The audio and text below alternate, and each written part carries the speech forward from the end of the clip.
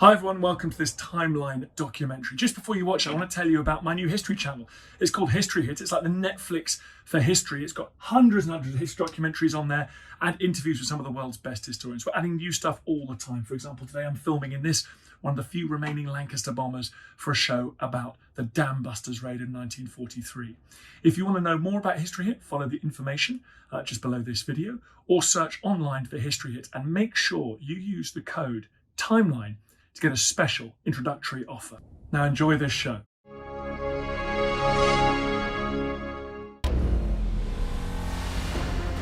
The image of Adolf Hitler, the Führer, leader of the Nazi Party, casts a long shadow over the second half of the 20th century. A vision of incomprehensible evil that endures today. But behind this figure was an ordinary man, a master manipulator whose talent for public speaking and deep understanding of how to effectively use propaganda propelled him to ultimate power.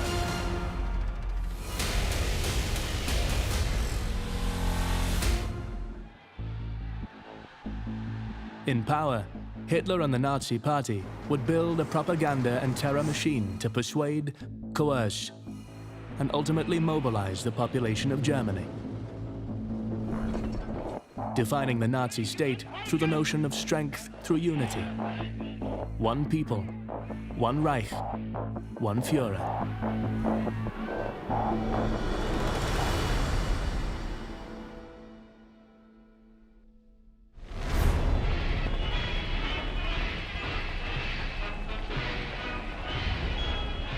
Hitler's appointment as Chancellor of Germany on the 30th of January 1933 was celebrated that night by thousands of party members marching through the streets. An instant and overt display of Nazi Party power and influence.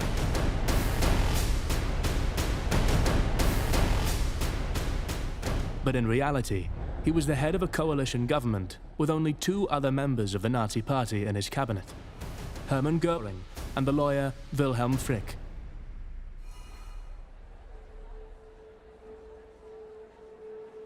Hitler's first radio address as Chancellor on the 1st of February 1933 had to be approved by his cabinet and revealed the new role he would play, that of the moderate politician. For a time after Hitler became Chancellor, he seemed to tone down his rhetoric a little. There was very much a sense of, okay, now we're in power, we'll do things more by the book. In this speech, Hitler avoided anything that wouldn't appeal to a broad base, carefully chosen language conveying a positive outlook. Conspicuously absent from this speech was any sign of anti-Semitism.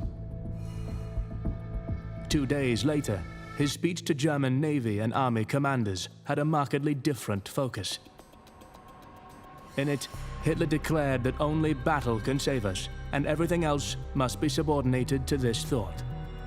What Hitler did was really not present a consistent image, but a whole number of images, depending on the audience. There was a civic Hitler for the civic-minded. There was a revolutionary Hitler for the revolutionaries. There was a holy Hitler for the church, implied at least. So everyone could, in other words, read into Hitler what they wanted to see. What followed was a year of considerable change, in which Hitler would establish absolute power through propaganda of persuasion and terror, compelling Germans to flee, comply, or convert to their cause, exerting control over every aspect of German culture and ideology.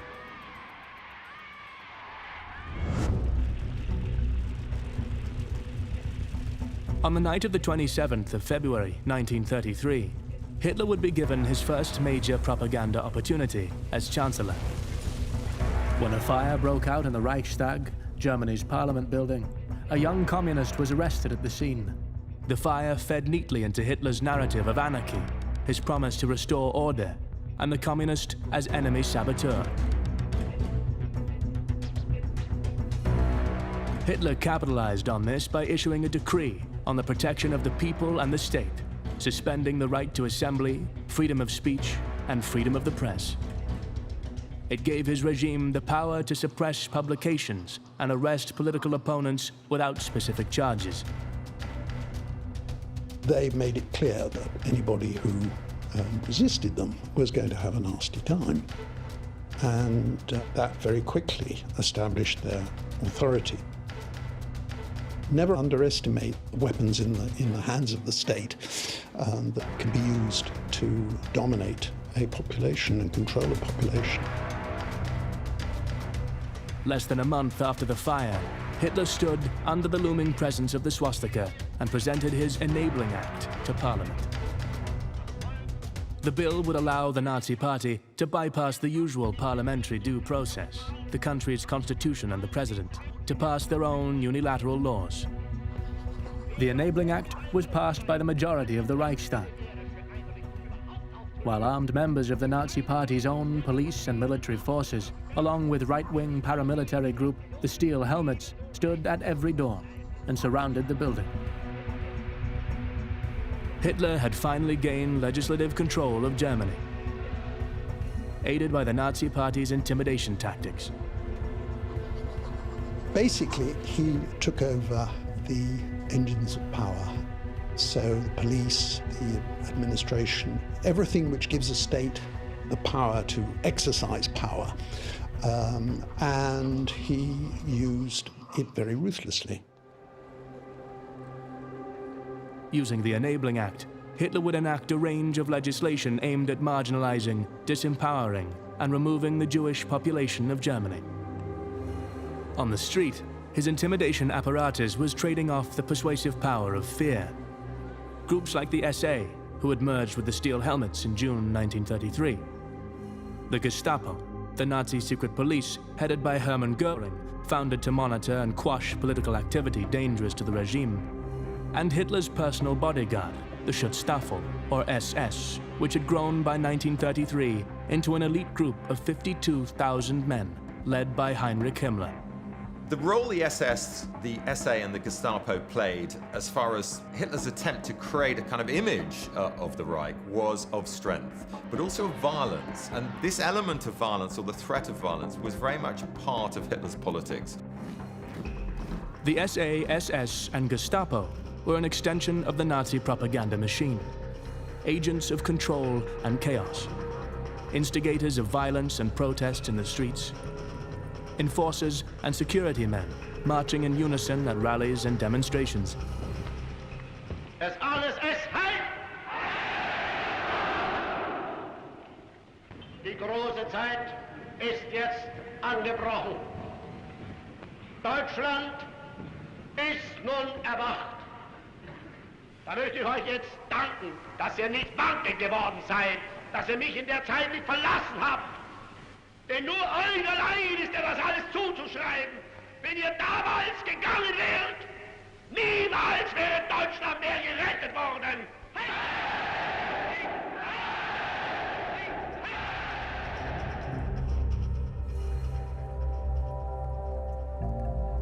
For weeks after Hitler was made Chancellor, the SA and Nazi Party members had been assaulting and imprisoning Jewish people, targeting their businesses for raids and violent attacks. On the 1st of April 1933, Goebbels formalized this into an organized campaign, orchestrating a boycott of Jewish businesses across Germany, using his resources as head of the new Ministry for Public Enlightenment and Propaganda.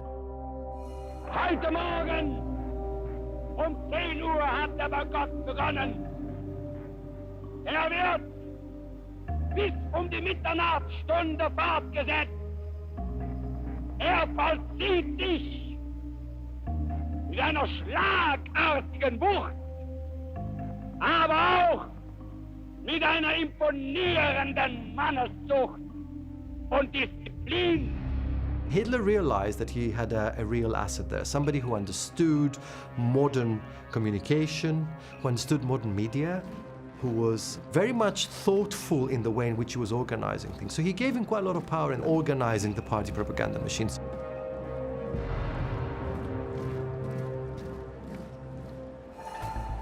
In 1933, when the Nazis seized power, anti-Semitism became the doctrine of the state ideology, and the anti-Semitic regulations were immediately put into reality. Crucially, the core element was the notion that whilst not all Jews represented some kind of criminal threat to Germany, nevertheless there was, in a sense, some abstract collective Jewish threat to Germany. Some Germans didn't comply with the boycott, but it was considered a political act to walk into one of these shops. A stand many weren't willing to make.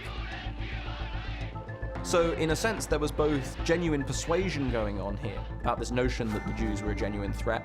At the same time, there were huge incentives to go along and support this kind of propaganda, whether one really believed in it or not, because it was the propaganda that showed what the regime believed and how the regime was operating. While it was only one day, it served its purpose as a statement of propaganda and policy. Fear in the Nazi regime became one of their most potent persuaders. I sometimes think that fear is underestimated, not in a direct sense. I mean, for most people, if you kept your nose clean, then you could get on with your life. You'd have to make the regular gestures, you'd have to raise your arm, when you went into state offices and that kind of thing. Otherwise, the regime, on the whole, wouldn't bother you.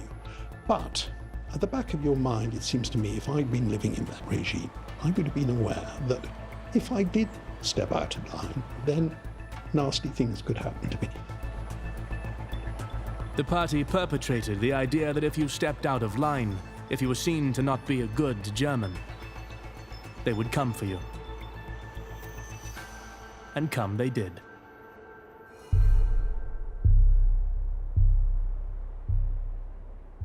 The first concentration camp, near the town of Dachau, was opened on the 22nd of March, 1933. The first inmates of the camps, which opened as soon as he took power, were communists, they were liberals, they were conservatives. So he literally defanged the opposition by physically eliminating it. Many, of course, fled into exile. They were the clever ones. By July of that year, Dachau and other hastily established camps around Germany held almost 27,000 people. Many had been denounced by friends and neighbors. None had been indicted or convicted at trial. At odds with this reality was the pervasive myth of the benevolent concentration camp rehabilitating its inhabitants. A stark example of how the Nazi Party used propaganda to make their policies palatable, masking their true intent behind a facade of righteousness.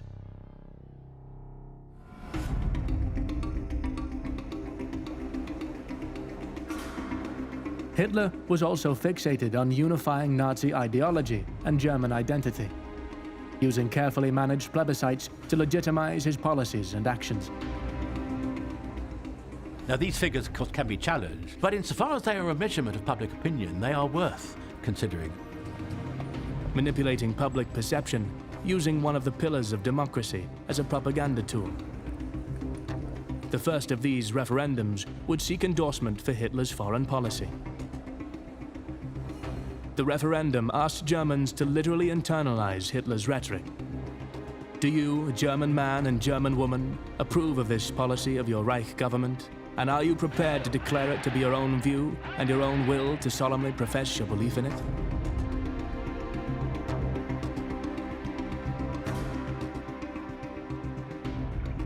Ich hoffe, dass heute alle mit Ja stimmen und die nationalsozialistische Bewegung wählen. Es gibt keine andere Entscheidung mehr. Of the 45 million Germans who voted, over 95% said yes. The question and the response were both products of a state where every poster, picture, and slogan reminded you to conform to the notion of one people, one Reich, one Führer. There is one particular poster which I think encapsulates Adolf Hitler's imagery, and that's a famous poster in which he's painted. It's not a photograph, he's standing there in full colour in his brown uniform, and the slogan is one Volk, one Reich, one Führer, one people, one empire, one leader.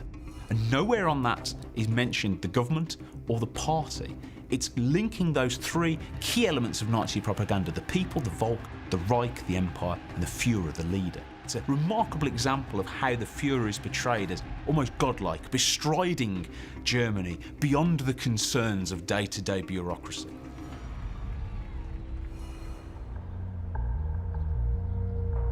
Behind the propaganda, the Nazi Party were taking steps to align the realities of government with this vision. A revolution of power that involved intimidating, coercing, and otherwise persuading Germany's remaining political parties to disband. Within a matter of months, Hitler and the Nazi Party had completely dismantled Germany's democratic multi-party system. While Hitler's power and influence grew, so too did the Nazi Party's own paramilitary forces. But Germany's army viewed this privately controlled force, that by mid-1934 was 4 times their size, with unease. Army leadership saw the SA as a potential barrier to their own expansion. Hitler didn't want that at all. He wanted it to be subordinate to the party, simply a strong arm sort of movement for the party to basically beat up opponents and march through towns and generally give an impression, an image of strength and determination, and action and so on. But he didn't want them being military. It was a problem Hitler would have to resolve. On the 29th of May, 1934, he ordered the SA to cease military exercises. This was followed over June and July by a violent bloodletting of the SA's command, including Ernst Röhm, one of Hitler's closest allies since the early years of the party. Röhm was very useful as a bully boy, a tough guy on the street, led the SA. But his belief was you wanted violent revolution, you seize power, you repeat the coup. And for Hitler, this was dated, this was out of fashion, it wouldn't work. Largely orchestrated by Hitler, Goering, and Himmler, this period would later be known as the Night of the Long Knives.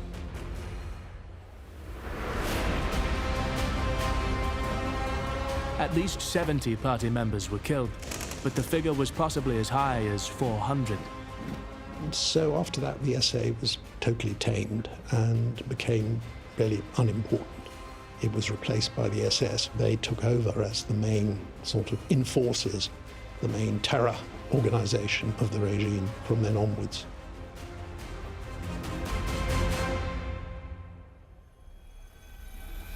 Presented to the public as the quelling of a threatened revolt, it was widely supported as restoring order to an organization viewed as difficult to manage. What the depiction of an event does is give us the regime's view of it. It doesn't tell us the truth of the event. The depiction of the event can be changed by the alchemy of propaganda into something entirely different. The interesting thing is that the German people were not prepared to interrogate these very pastiche justifications. They looked the other way. They just accepted this fait accompli of something absolutely appallingly degenerate, the random murder of a lot of key figures in their political civilization. Hitler capitalized on the narrative value of these events, declaring certain death for anyone who threatened the regime. Himmler benefited greatly from the coup. Already in control of the Gestapo, the Nazi secret police, his inimitable SS force was made its own independent organization, making him second only to Hitler. Hitler's path to absolute power was completely cleared when, on the 2nd of August 1934, President Hindenburg died. 2 weeks later, Hitler held another referendum to gain support for combining his position as Chancellor of Germany with the now vacated role of President. While turnout was low, almost 90% of voters agreed with his proposal. Hitler was now head of state and head of the government. In response, the Nazi Party generated a cacophony of celebratory propaganda in images, radio, and print.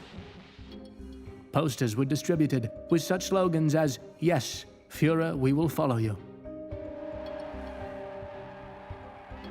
The Nazi propaganda narrative of one people, one Reich, one Führer was finally reflected in Germany's power structure.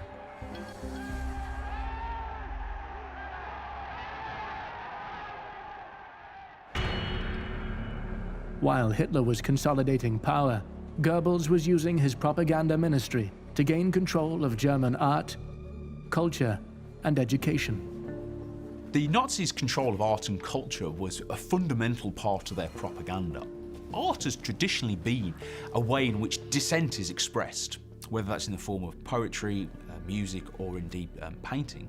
But the Nazis were very quick to take full control of art, abolishing some or banning it on the grounds that it was decadent.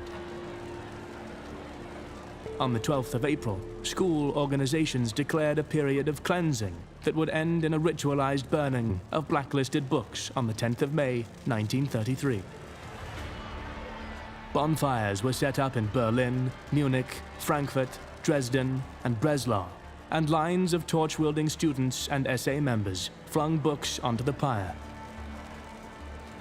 Goebbels and other key party members watched as these un-German works were burned in front of the Berlin Opera House. He declared to the crowd that, out of these ashes, the phoenix of a new age will rise.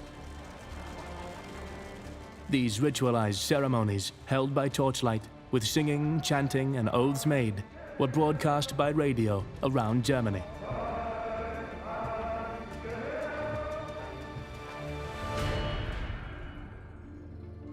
The Nazis targeted education as an important facet of their propaganda machine. Education was used to shape the nation and what the Nazis called the national community.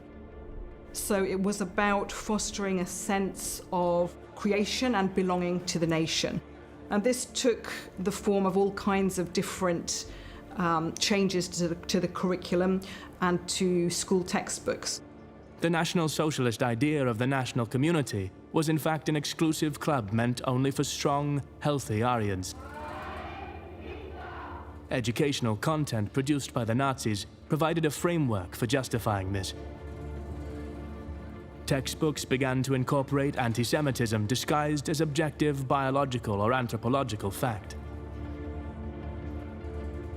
One of them was called The Poisonous Mushroom. And again, it was just about really trying to show a whole gamut of allegations. So the Jew as a communist, the Jew as a financier. Classrooms became an important frontier for perpetuating Nazi ideology, disguised as education. The way that German was taught was also important too, so that there was a focus in education, in German lessons, not just on the language, but on the literature as well, and on folk tales and German myths and legends, as well as on components of the blood and soil ideology that meant that people were bound up to the nation and to the land. Germany's youth were considered incredibly important to the National Socialist movement. Their exposure to Nazi propaganda took place in and out of the classroom. The Nazis had a concept of total education, and this meant a combination of formal education in the school system, complemented by informal socialization, we could say. Membership in the Hitler Youth grew from around 100,000 members in 1932 to over 7 million in 1939. Groups like Hitler Youth and the League of German Girls indoctrinated children through exposure to Nazi publications and participation in Nazi party rallies, summer camps, and almost militarized games. It was the idea of each German girl or boy playing their part in the nation, almost as building blocks to create an organic whole. And this organic whole would be the foundation of the future. So the youth were absolutely essential to everything that the Nazis did.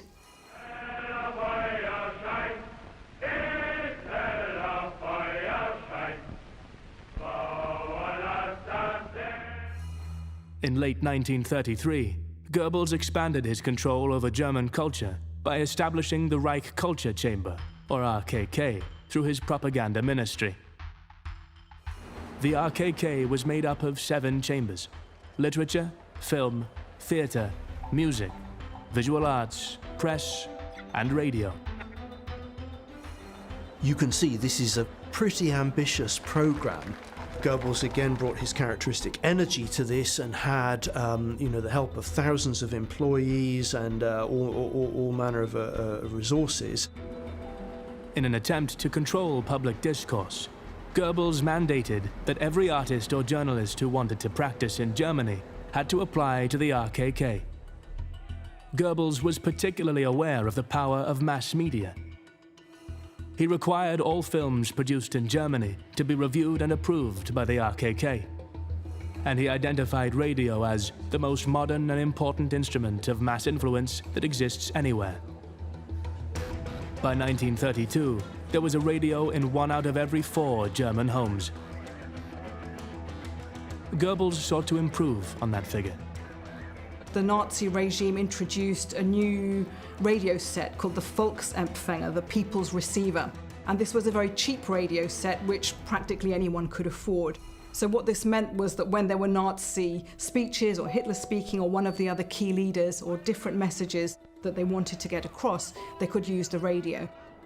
When Goebbels took control of the Reich Broadcasting Company, it gave the Nazi Party unfettered access to the airwaves for blatant propaganda programming.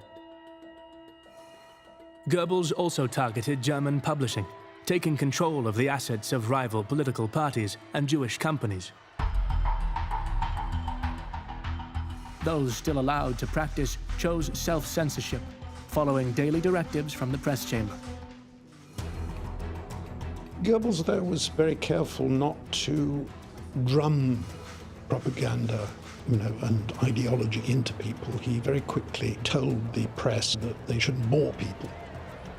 He very quickly realized that what people wanted was basically what they had before, and with a sort of judicious doses of propaganda, but carefully calibrated so that it didn't appear like propaganda. If you disobeyed directives, at best you would be fired. At worst, sent to a concentration camp.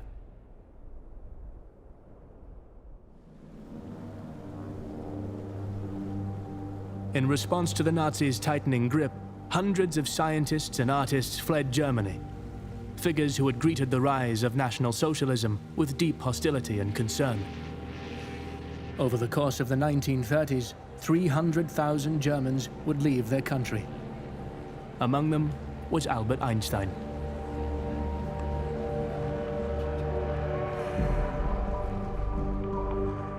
The RKK sought to define what works expressed the narrow Nazi view of German culture.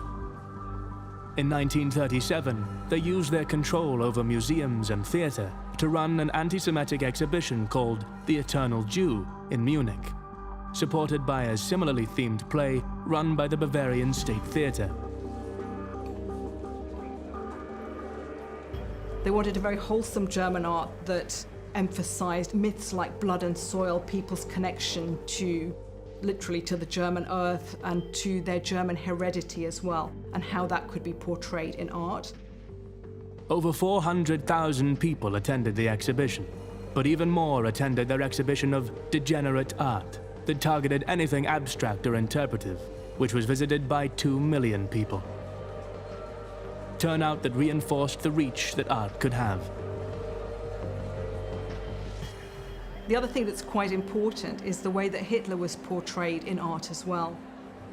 The artistic portraits that were made of him were also quite evocative, whether as the military leader in his uniform or as a kind of Teutonic messianic leader that was going to lead the nation to greatness again.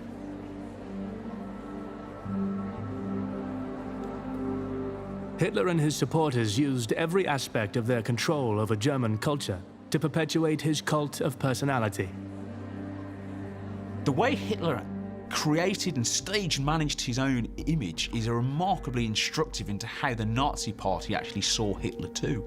Hitler actually separated himself in some ways from the Nazi Party itself. He was portrayed almost as a king-like figure, beyond the minor concerns of party squabbles, unimpeachable, unapproachable, and yet also the embodiment of German strength. The pinnacle of Nazi propaganda depicting Hitler the Messianic leader was the 1935 film Triumph des Willens, or Triumph of the Will. Filmed as a documentary of the 1934 Reich Party Congress at Nuremberg.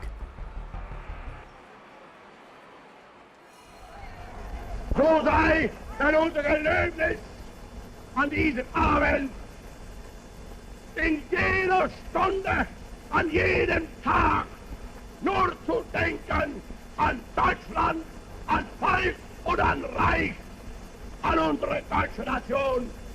Unser deutsches Volk siegt heil! Siegt heil! Siegt heil! It really represents the kind of edited quintessence of the party, its image of itself, its projection to the world of what it was. It is truly disturbing because it's a kind of militarized ballet in which it elevates certain human virtues like discipline, and others it entirely not merely neglects but throws into the rubbish bag. You have to have a pointy blonde Aryan face and be athletic and disciplined and obey. Disciplined forces stand to attention in rows, cheering masses with arms raised as they hail in unison. Children with blonde curls greeted by their Führer. The film also showcases the neoclassical architecture of the rally grounds, designed in part by Albert Speer. The architecture that Speer built for it is in itself a kind of filmic architecture. So it's that kind of austere neoclassicism that we associate with Nazi and fascist official architecture today, but it's also something that's specifically designed to look good for camera. It's almost like a kind of grand Hollywood stage set, enhanced at the time by special lighting shows. Triumph of the Will, like the Wagnerian operas Hitler was known to love, used staging, lighting, and music to amplify the emotional power of the story. Seeking to create and perpetuate an enduring mythology of the Third Reich. The Nazis were always conscious of propaganda not just affecting people in the moment, but also about how it would affect the way future generations would remember and recall their achievements. They're not just adopting a neoclassical style for all official buildings of state, but they're also anticipating what these buildings would look like in the future, including in the very distant future. So what are they going to look like in 1,000 or 2,000 years' time? Will these buildings still be awe-inspiring once they're in a ruined state as the Acropolis is today? The rally itself was an expression of Nazi symbols: power, unity, cohesion, an artifact of party propaganda. Titled Reich Party Rally of Unity and Strength, the 1934 rally was the first since Hitler had successfully combined the position of Chancellor and President, taking comprehensive control of Germany. And only months after the Night of the Long Knives had resulted in a bloody upheaval of SA leadership.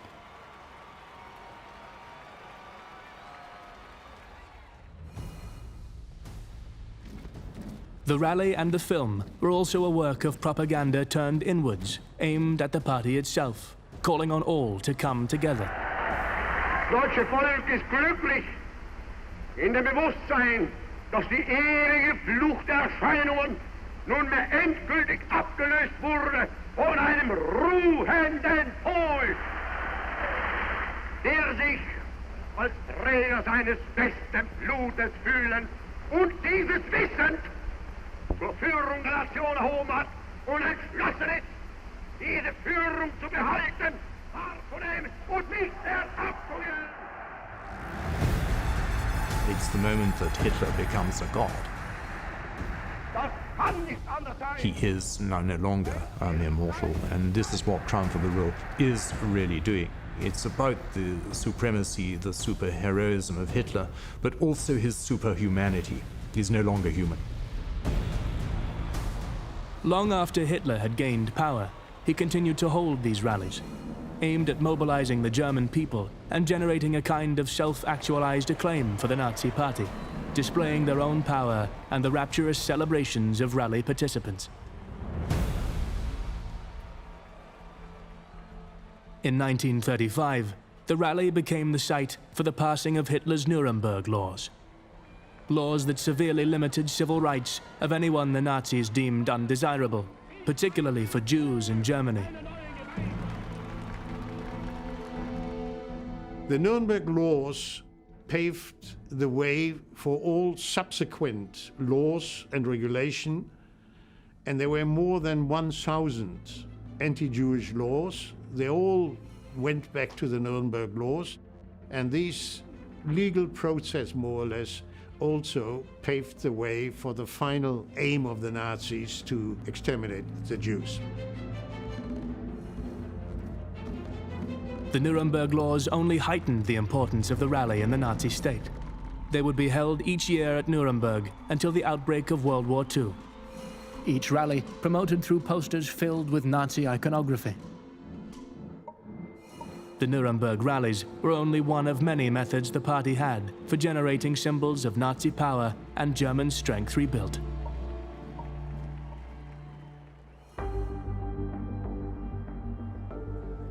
One of the Nazis' greatest propaganda successes was the 1936 Berlin Olympics. The 1936 Olympics is dripping with Nazi propaganda. This is, in some ways, the opportunity for Nazi Germany to show its public face to the world. There'll be cameras there, there'll be reporters there. For the first time since the Nazis took over the government in 1933, there's large-scale foreign visit to Germany, and they want to portray Nazi Germany in the very best possible light. This was a chance to present a sanitized version of Nazi Germany to the international community. It had been managed at every level. Gypsies had been removed to concentration camps. Most of the signs saying Jews forbidden were removed. It was a fantasy of Germany to present to the world. Hitler funneled massive resources into realizing this potential, spending more to host the Games than any previous Olympiad. This included a new stadium, designed by Albert Speer in the neoclassical style that Hitler favored for Nazi architecture, built to hold 250,000 spectators. The Berlin Games were also treated as an opportunity for the Nazis to showcase the strength and efficiency of this new Germany, rebuilt from the ruins of World War I and the Great Depression. He's not merely satisfied with portraying the image of Berlin as a fabulous, modern and vibrant city. He also wants to show that the German race is on a higher level than those of others who are visiting the place. And it's actually a very effective propaganda tool. A narrative that was disrupted by the success of African-American athletes like long jumper Jesse Owens, who beat German Lutz Long. Over 45 countries, including the US, Great Britain, and France, participated in the Games, a fact that acknowledged the legitimacy of Hitler's regime, both within Germany and overseas. Remember that this happens after the Nuremberg laws, after the opening of the concentration camps. There's an awful lot leaking out to the international community about how truly wicked Nazi Germany was. But Germany produced this brilliant PR campaign. It really was, effectively bribing journalists with marvelous facilities. Nothing like it had ever been done before in all of history. The Olympics in Berlin became another opportunity to generate propaganda artifacts and harness new technologies. The Berlin Olympics were the first sporting event to ever be broadcast live on television. Another display of the technical proficiency and superiority of Nazi Germany.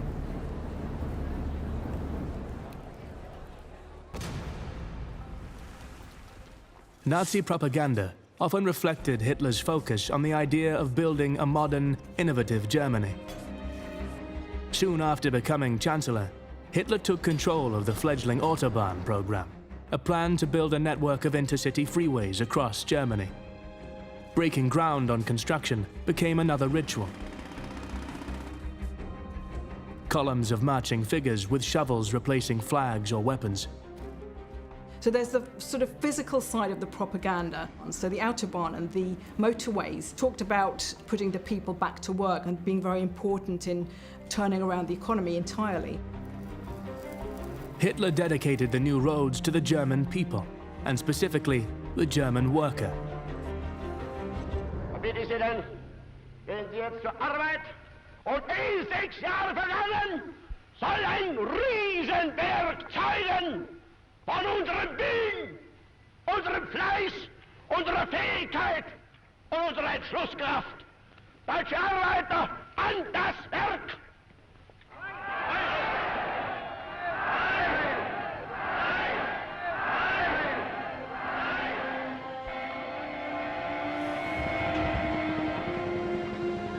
Commencement of works of building a new Germany in the Nazi image became another facet of the propaganda machine. 2 years later, Hitler was starting to open sections of the network to great adulation. So what these successes were doing was distracting from the apparatus of terror and use of force and intimidation. It wasn't completely out of view, but people weren't focusing on it in those first 5 or so years of the Third Reich. Once Hitler was in power, for a time it seemed as if he was a very effective leader. He brought back a lot of public works. German economy, at least for a time, looked like it was booming. But it was a paper tiger. It was an economy that was only going to operate if they could bring in enough raw materials from abroad. And they could only do that if they could get territorial conquests either by negotiation or by war.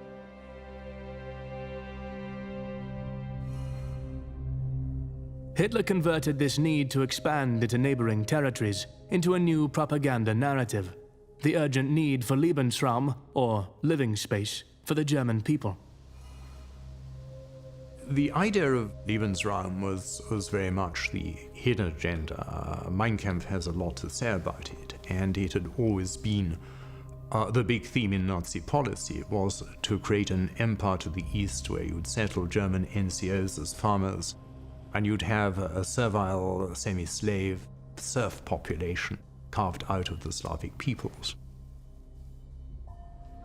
The way to achieve it for Hitler was through military power and the rearmament of Germany as a priority. Rearmament was sold as a way to return Germany to its former glory. It was also a valuable propaganda tool, a new industrial program that would be a way to get Germans back to work. This growing military power was paraded at party rallies and in marches through the streets. Symbols of new German strength and unity.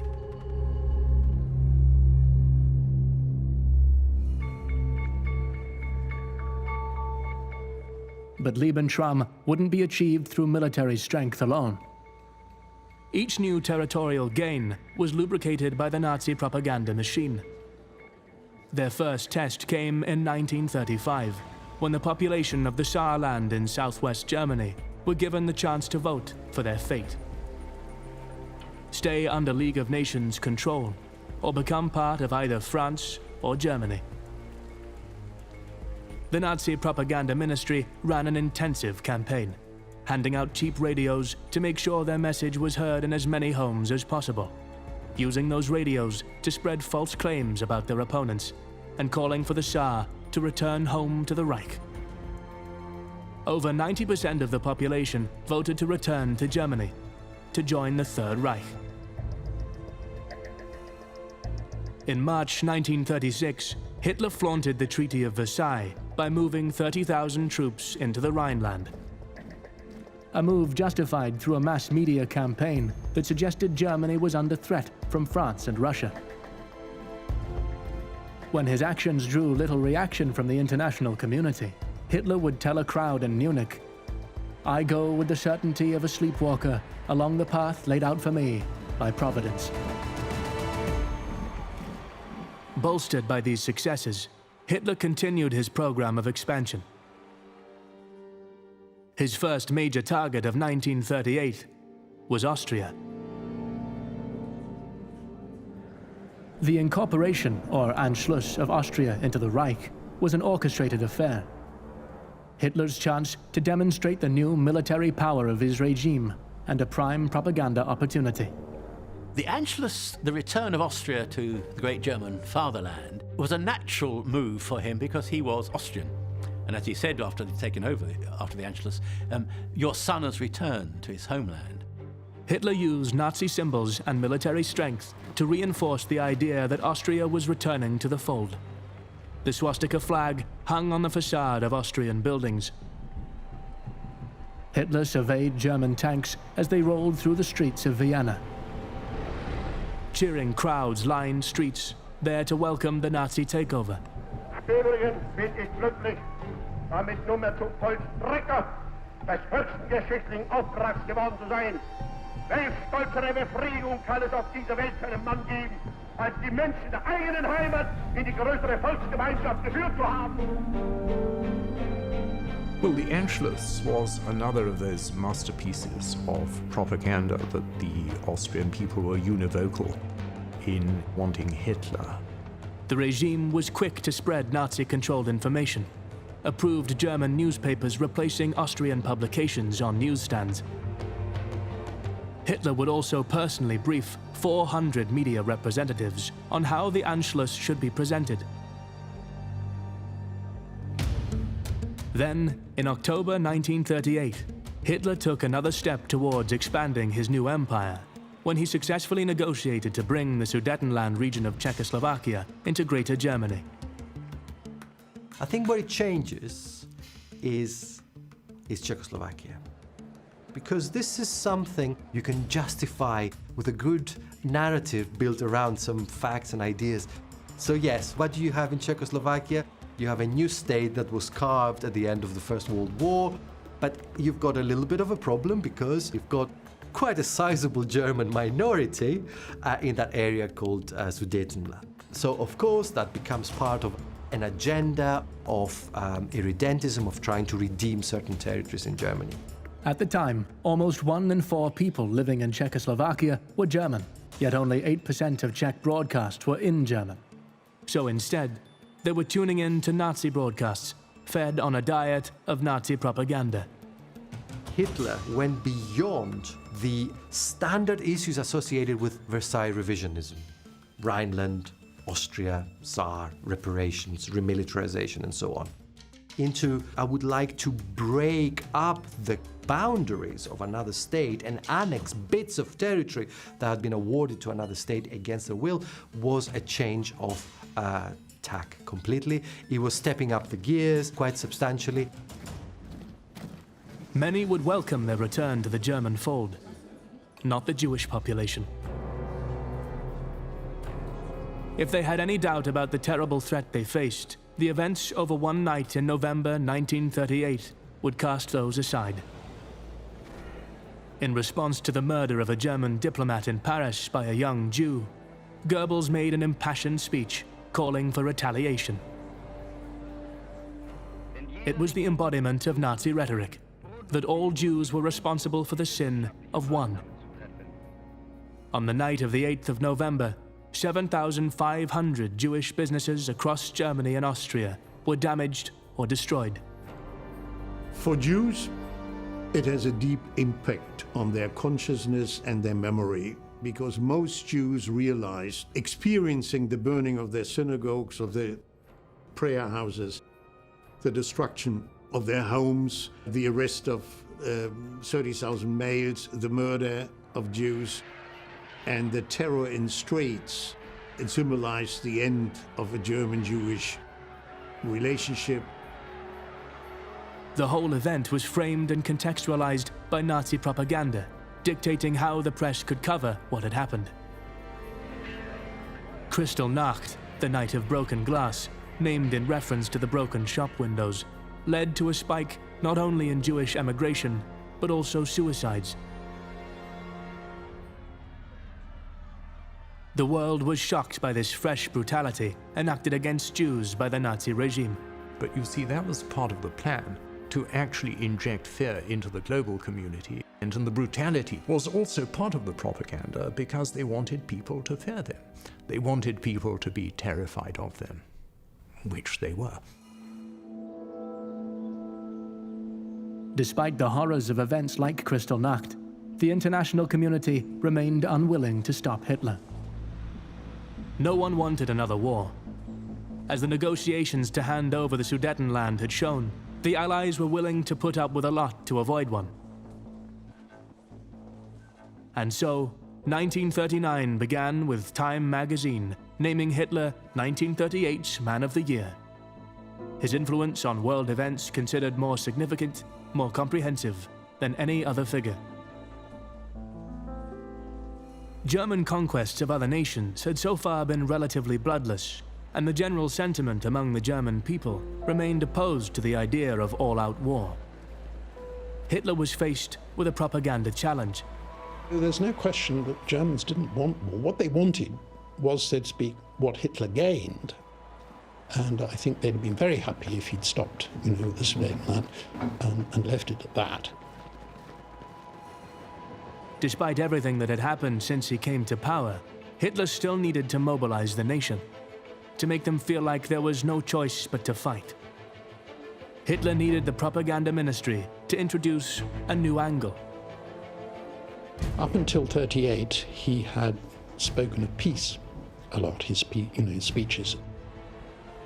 But after Munich, he hauled the various editors of newspapers in to a big meeting and said, right, from now onwards we've been talking peace, now we've got to prepare the German population for war.